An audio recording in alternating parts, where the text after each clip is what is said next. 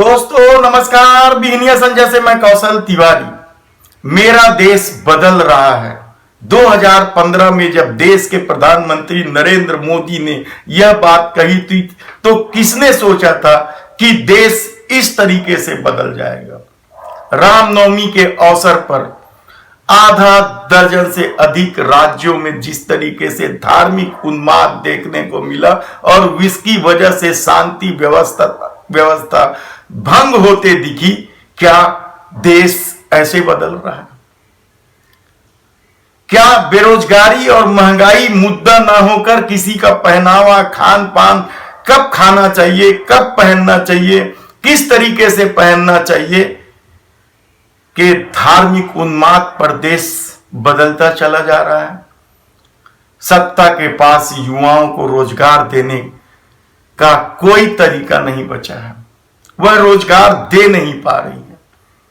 जनता से खून निचोड़ने वाला टैक्स पेट्रोल डीजल में वसूला जा रहा है और कारपोरेट टैक्स में लगातार कमी की जा रही है। क्या देश ऐसे बदल रहा है?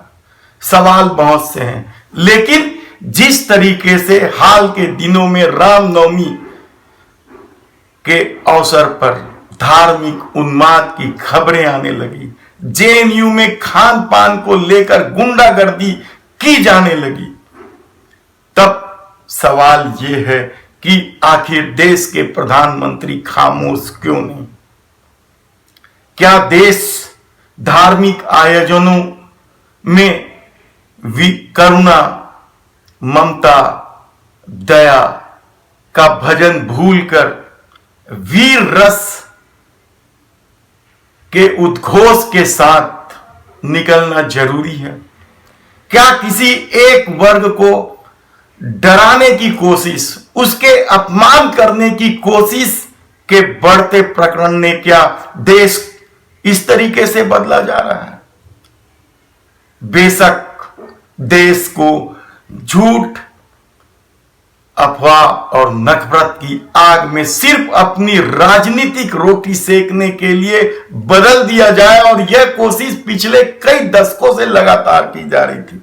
लेकिन 2014 के बाद, जी हां, 2014 के बाद इस तरह की घटनाओं ने पूरी दुनिया को बेचैन कर दिया हो या ना किया हो, लेकिन भारत में सुख शांति से जीने वाले लोगों को जरूर बेचैन किया है। और शायद यही वजह है कि मोदी सत्ता के आने के बाद 8 लाख से अधिक भारतीयों ने देश की नागरिकता छोड़ दी, वे विदेशों में जा बसे।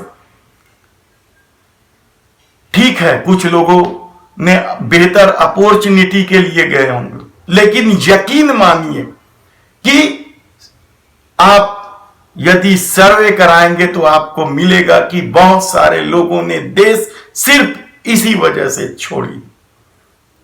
धार्मिक उन्माद के वातावरण को पैदा करके सत्ता तक पहुंचने की मंशा ने इस देश का जितना नुकसान किया है आप कल्पना नहीं कर सकते। देश की आर्थिक स्थिति बिगड़ते चली जा रही है, महंगाई बढ़ते चली जा रही है, बेरोजगारी बढ़ते चले जा रही है। तब सत्ता ने या राजनीतिक दलों ने उन युवाओं का ध्यान असल मुद्दों से भटकाने के लिए उनके हाथों में धार्मिक और राजनीतिक झंडा थमाना शुरू कर दिया। उन्हें पैसे भी दिए जाते हैं, चाहे चुनाव की बात हो या धार्मिक आयोजनों की बात है। इन युवाओं के गाड़ियों में पेट्रोल भरवाकर फ्री में रैलियां निकलवाई जाती है, झंडे पकड़कर घूमने के लिए उन्हें पैसे दिए जाते हैं। और यह दोनों ही समय होता है, जब धार्मिक आयोजन होता है और चुनाव का समय होता है। युवा किसी देश का जब इस तरीके से धार्मिक उन्माद में पड़ता है तो देश के हित चिंतकों के माथे पर चिंता की लकीर गहरी होते चले जा रही है। यदि श्रीलंका बौद्धिस्ट के कट्टरपंथी और कारपोरेट टैक्स में दी जा रही छूट की वजह से बर्बादी के कगार पर पहुंच गया है, तो यकीन मानिए कि दुनिया में ऐसे कितने ही उदाहरण हैं जब धर्म, जाति और नस्ल के आधार पर सत्ता ने अपनी राजनीतिक रोटी सेकी। सत्ता में बने रहने के लिए उस देश के युवाओं को धर्म, जाति और नस्ल की श्रेष्ठता के लिए सड़क पर उतार दिया। वह देश हमेशा ही बर्बाद हुआ है। तब सवाल यह है कि क्या किसी के कहने पर क्या खाया जाए, क्या नहीं खाया जाए, कब खाया जाए, कब नहीं खाया जाए, तय होना चाहिए। कब पहनना चाहिए, क्या पहनना चाहिए, कैसे पहनना चाहिए, क्या यह कोई संस्था या कोई धार्मिक संगठन तय करेगा? लेकिन यकीन मानिए कि ये देश बदल रहा है। यहां बेरोजगारी कोई मुद्दा नहीं है। यहां बढ़ती महंगाई को लेकर लोग सड़कों में नहीं निकलेंगे, क्योंकि सड़कों में निकलने के लिए किसी न किसी संस्था का सहारा चाहिए, और वे संस्थाएं जो इस देश की दिशा को बदल सकती हैं, विकास के पथ पर इस देश को ले जा सकते हैं, वे तमाम संस्थाएं यदि धार्मिक उन्माद के आधार पर अपनी राजनीतिक रोटी सेकने की कोशिश में लगी हो, तो फिर इसका मतलब आप खुद समझ लीजिए।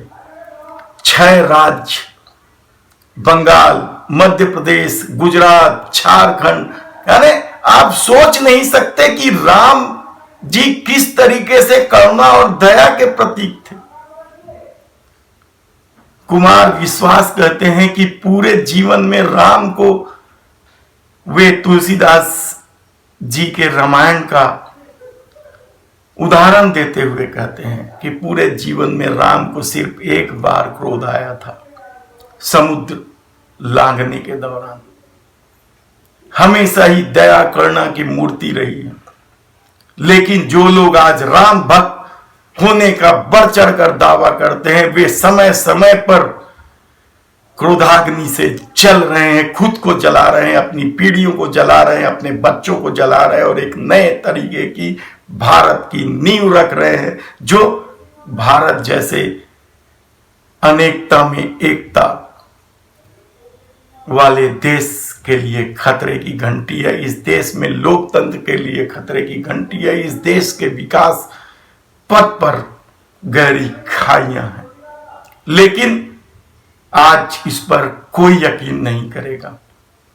यकीन इसलिए नहीं करेगा क्योंकि झूठ, अफवाह और नफरत उनके दिलों में पिछले कई सालों में, कई दशकों में जिस तरीके से भर दिया गया है, उससे उन युवाओं का क्रोध जो महंगाई और बेरोजगारी के लिए निकलना चाहिए, उसे मूक कर दिया गया है। उनका क्रोध अब निकलता है धार्मिकता, किसी के पहनावे को लेकर, किसी के खान पान को लेकर। तब सवाल ये नहीं है कि प्रधानमंत्री नरेंद्र मोदी चुप क्यों हैं।